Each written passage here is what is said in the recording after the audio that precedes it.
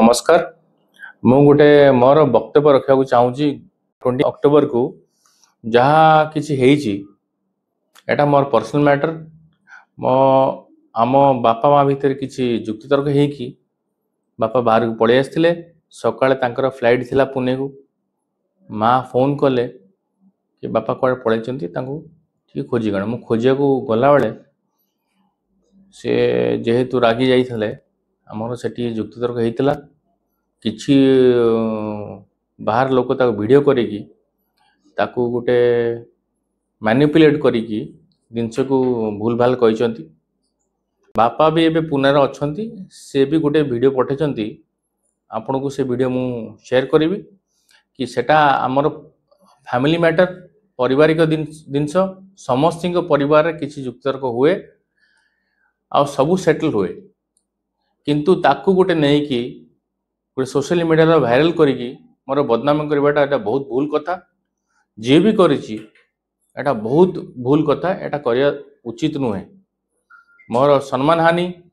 आम समस्त को तांको किछि पर्सनल मैटर पाई इंटरेस्ट पाई जो लोक भी करिछि एटा पूरा भूल करछि आ मु एटा को निंदा करे पापा गोटे रिटायर्ड आर्मी ऑफिसर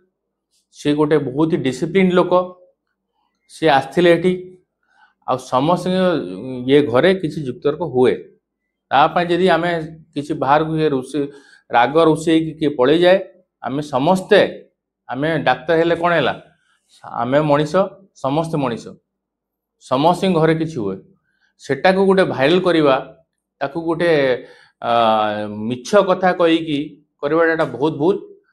मुझे निंदा करुच्ची जे करछि नेक्स्ट टाइम जदि करिवो ताकू मु आईन अनुसार आईन आश्रय नेबी आउ